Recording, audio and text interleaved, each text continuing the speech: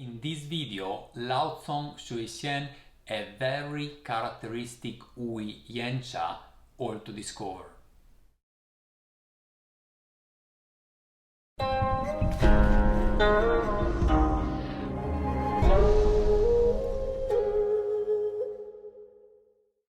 Hi guys, this is Gabriele from nannuoshan, where we share the pleasure of drinking and discovering genuine farm tea.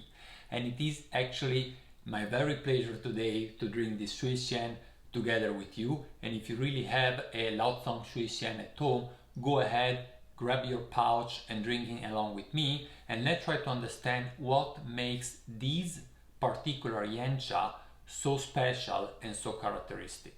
And it is in fact one of my favorite yancha indeed. We had it out of stock for a while and now it's back on stock. Or actually it has been on stock already for a couple of years, but you know that we always wait a couple of years, 2-3 years before bringing out a fresh yancha to the market, so that actually the roasting settles down and it reaches that level of balance that we really like. But before we start with the tasting, I want to give you some data about the tea so that we can have some, let's say, some information generally speaking, and then we have a deep dive into the taste. That is really the very special thing of this particular yancha, because as you know, yancha there are many, there are dozens, maybe hundreds of different cultivars that are harvested and produced and transformed into yancha in Shuixian, and not all of them has a very characteristic taste. If you practice a little bit, you can always say if it is a yancha or if it is another rock tea. So distinguishing the yancha from all other oolong is not that difficult. But when it comes to tell exactly, just by looking at the leaves and tasting them, which is the specific cultivar, well, that's not easy. We've done already some exercises together on the topic. There was a video that I did with John where we tasted 8 different yancha. Even before that, we did a video where I compare 2 very different yancha, Rogui and Baijiguan. So these 2 that are very, very different, just to really understand how far apart can 2 different cultivars be in the same frame of yancha.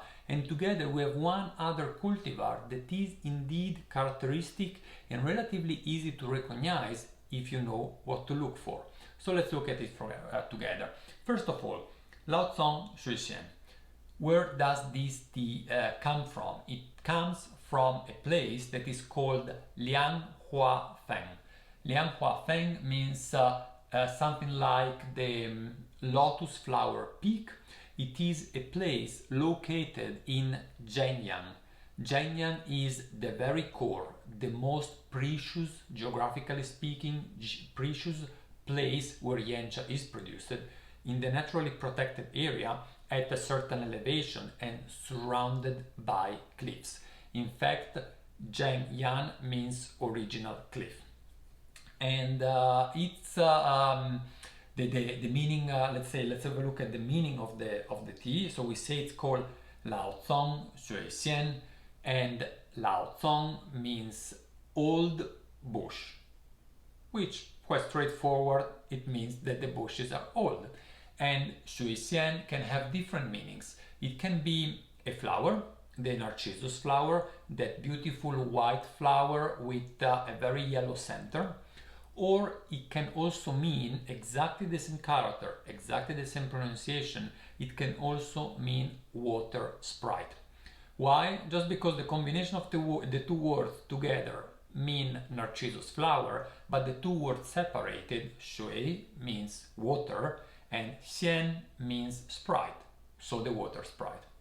However you want to call it, this is the Laocong Shui Xian, and it is called Laocong because it comes from very old trees.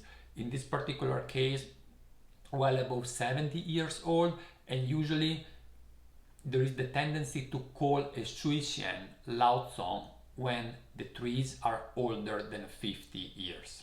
It is a tea from 2017. It was harvested on the 10th of May of 2017, which was probably one of the first day of harvest of this particular tea, because shuixian is a plant that actually grow relatively late in the season, and this particular tea was roasted 4 times over several months after the harvest, so over the summer and actually all over the autumn, the fall, 4 times at about 120 degrees centigrade, each time between 13 and 16 hours.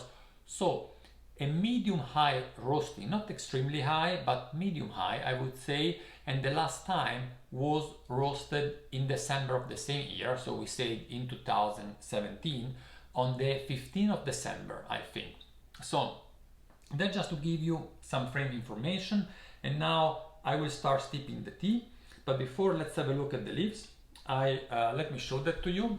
First of all, so these are the leaves. And they are very different colors. Despite it has been roasted for so long, it is not really extremely dark. There is a lot of reddish tones into it. The leaves are fairly large, larger than what you usually experience even by Yancha. And let's have a smell at the dry leaf. As those of you that follow me know, I like to breathe out on the dry leaves so that I get more of the smell into my nose.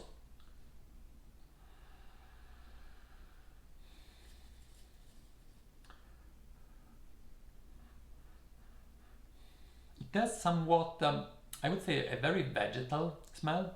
And by the way, those that don't know that by just breathing on the leaves is worth doing, because you really enhance the smell, then maybe you can consider subscribing our channel, and there are more other videos out there that will tell you even more secrets about tea leaves. Yeah, I would say, you know, I could spend thousands of words. Of course, there is the roasting, that's very clear, is a Yancha. I even didn't mention that. Of course, it's the first thing that you smell when you sniff at some Yancha leaves. But besides that, I don't smell any fruitiness or florality. There is more like a vegetal smell. So I will warm up a little bit the water. I want to brew these at 90 degrees centigrade. I have about 4 grams of leaves here. Here we are, and then let's see what comes out of this tea.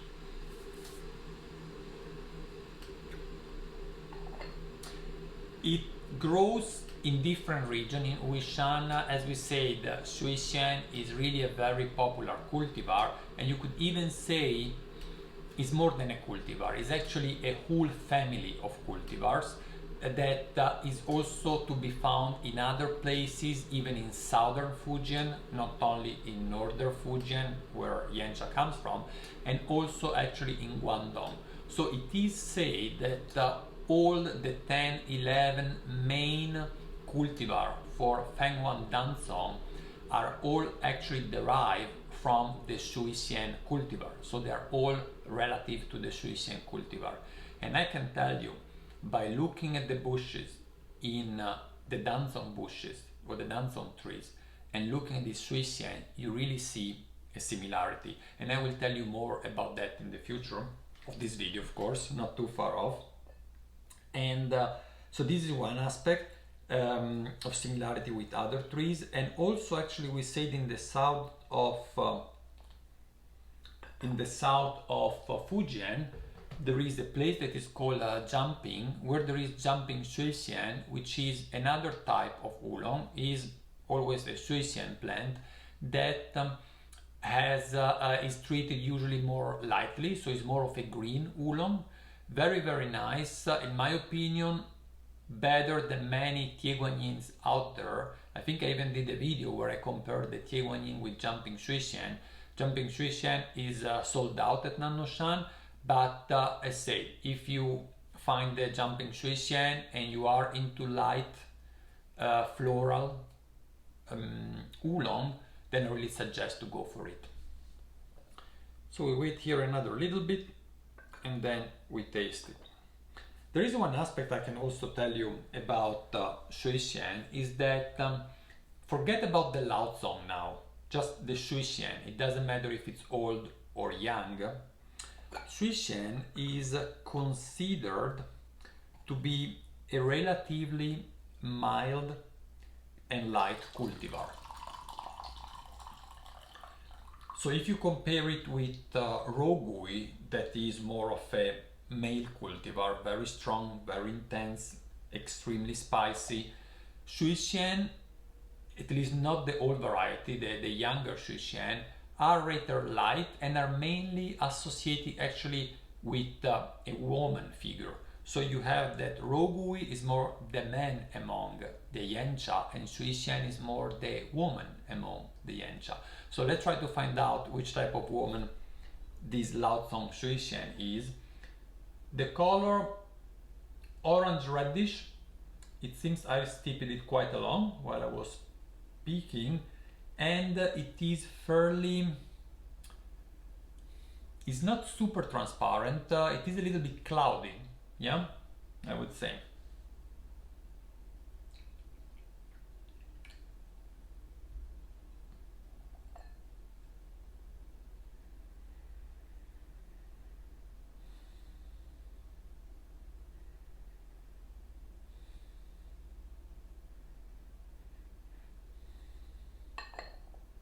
Still in the lid there is a lot of vegetal taste, some woodiness to it as well.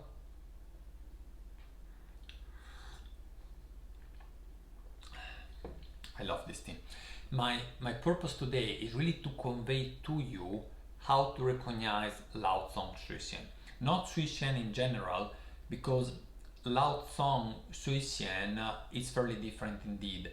Is not only made with old trees, but those trees are all traditionally are not pruned, so they are let grow and they can easily be taller than myself, and they resemble more actually a tree than a bush. They can be 2-3 meters high. They don't have a lot of leaves, just they are just sparsely filled with leaves, and the leaves themselves are fairly large. I would say easily 2 times the classical dimension, the classical size of a small variety cultivar. So Shui Xian is also a cultivar that is somewhat in between small and large leaves. Although I believe it is of the Camellia sinensis variety sinensis group, not the Assamican.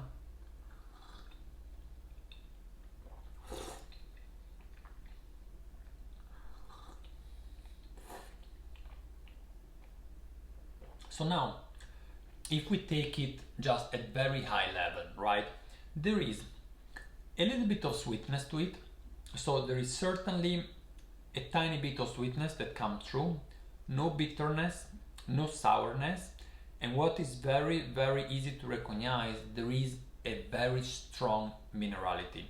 I would almost say that this tea is salty, is really very close to pure salt, mineral stones.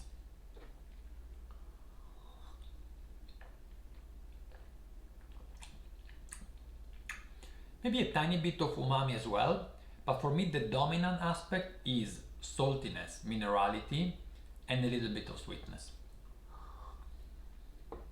And while I speak, I will do another steep.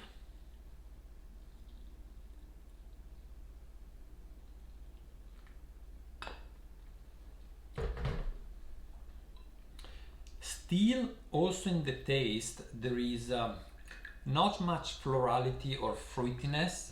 So when we say that it's called shuixian, which means narcissus flower, in China you would read that this tea has also a floral taste. To me, maybe the young shuixian has, but an old shuixian from old trees doesn't really have a lot of florality in it.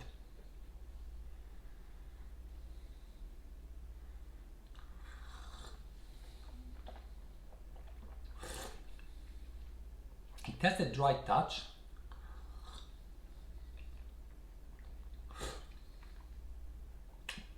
So it reminds me to a dry straw a little bit. So I told you before, it is a vegetal taste, has nothing to do with fresh grass or even with cooked vegetables, not really. It has more of a dry straw, moss, wet leaves. Yeah, this kind of vegetal taste. And I think I forgot this, just to, as usual.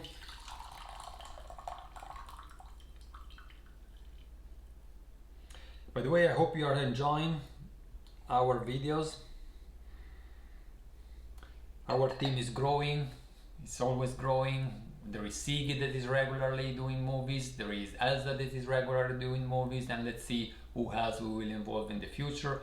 If it is the case, please don't forget to give us a thumbs up. It's really very important for us, to motivate us, to attract other viewers, to spread the word that the nannuoshan YouTube channel is worth viewing, is worth watching to improve our tea knowledge. So second steep, or second over steep, although you know the color didn't change much, pretty much the same. Smell of the leaf. Oh, it's interesting. I'll try to show that to you. It's a bit difficult, but the leaves, now it's clearly, you see some green in the leaves. So despite having been roasted 4 times, those leaves still let some green color through that sometimes you don't see actually in rock tea. Sometimes the roasting, even after a few steeps, is still so present that actually you see just brown. So let me see if I can manage to show that to you. A leaf just fell on the ground. I hope you were able to see something there. And let's see how the taste is.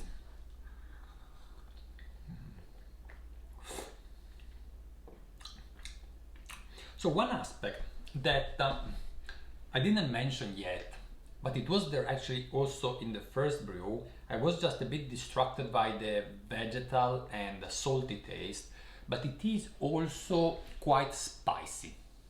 And it is quite spicy in a different way, in a different fashion than raw Gui.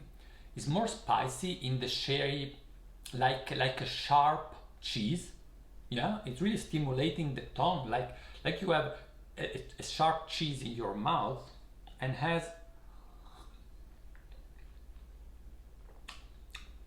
some strong spiciness to it. I wouldn't take, you know, it's nothing to do with mint or with oregano. It's more maybe clove, maybe nutmeg. So quite strong, pungent spiciness that is nonetheless very well balanced with that wet leaves, even wet wood moss character that I was meaning before. And in fact, as I told you, these huge trees or these huge bushes, not huge trees but really are almost trees, unpruned, tends to develop they don't develop it themselves, right? They are in symbiosis with moss, and that really grow on the stem and cover completely the tree. So I believe that that quantity of moss, the particular mineral rich soil from which they have taken nutrients for more than 70 years, bring about this extreme minerality and also this wet vegetable taste. I mentioned moss, I mentioned wet wood, I mentioned wet leaves, all these things together. And very little is actually none at all fruitiness, lightness, florality is not in there.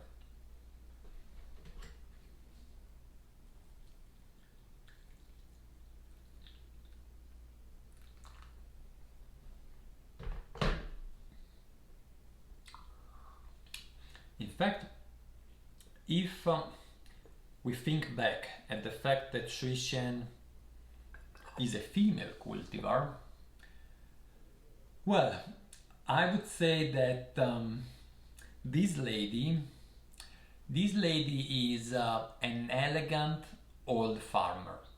That's the way I imagine it.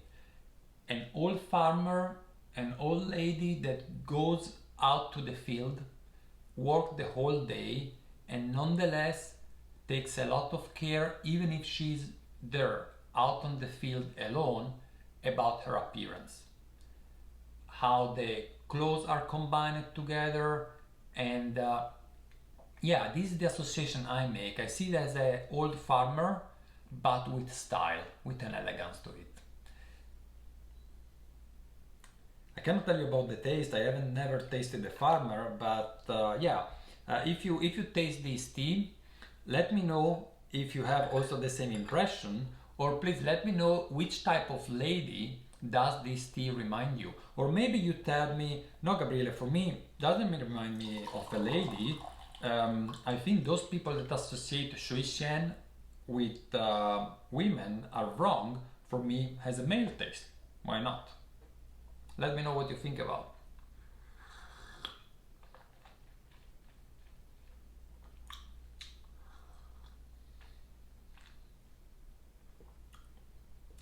It's a tea that will give you satisfaction because it is so close to nature. So close to nature. It is, you really feel the soil where this tea has been growing. You really can imagine the type of trees it is coming from. And as much as it is concerned the strength of the tea, it is quite strong. It's not excessively so. I would never compare it with a vintage TEAWARE, for example, or a very strong Heicha, even a very strong shampooer. Not at all, but it is substantial. So it is it's definitely more than average in terms of intensity, in terms of strength. While the texture of the tea,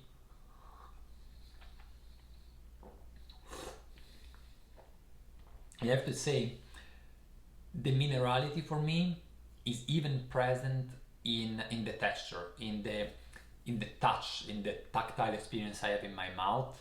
And on top of that, it has a little bit of a oily thickness to it. So it's not smooth like water, even not like milk. There is more to it. It moves slowly into your mouth, thick.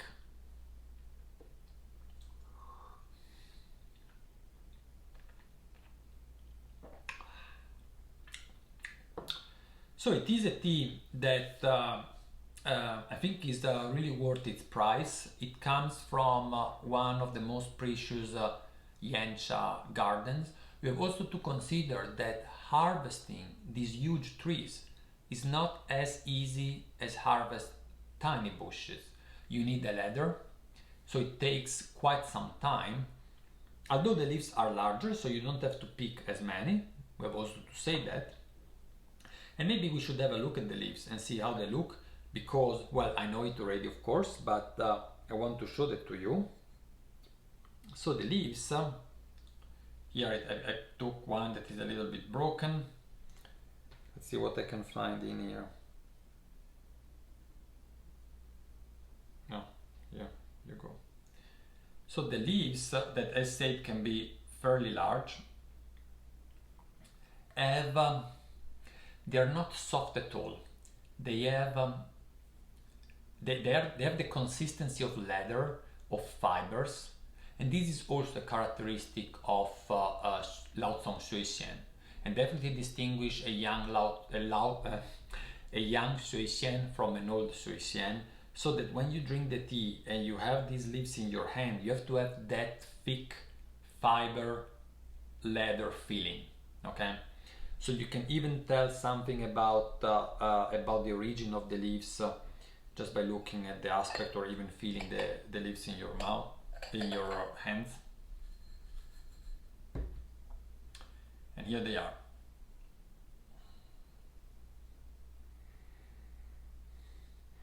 a very warming tea, by the way, so it's ideal when you feel a little bit sick, you feel a little bit cold. This tea will definitely warm you up. It doesn't mean that it's not a good tea for summer. I'm speaking not about the temperature of the hair, but how do you feel? It is in China, it is also said that it's a very good tea for women when during the period, when you have your period. It says that it's one of the few teas that is not very aggressive for the body. Other example would be some mellow shu pu'er, for example, or black tea so-so. Yeah, it's not as bad as green tea. Certainly don't drink green tea in those days.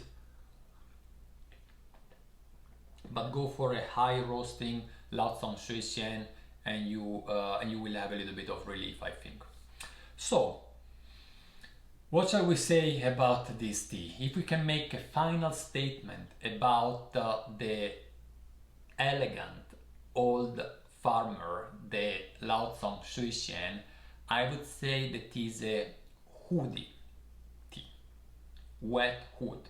It reminds me of a fur hood. It is thick, it's very thick in your mouth, it's substantial, it's thick in your mouth, is extremely mineral, almost salty, and it has a very clear spiciness. It is sharp as spicy cheese. It has the spiciness of clove and nutmeg, we said, and it doesn't have florality to it. It doesn't have any fruitness to it. Nuttiness, I wouldn't even say so. It's just very vegetal.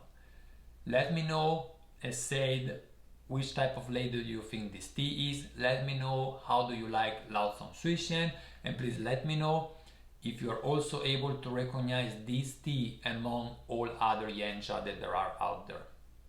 Thanks a lot for watching. I will see you at the next video, and in the meantime, don't forget, subscribe our channel, give us the thumbs up, and keep on drinking good tea.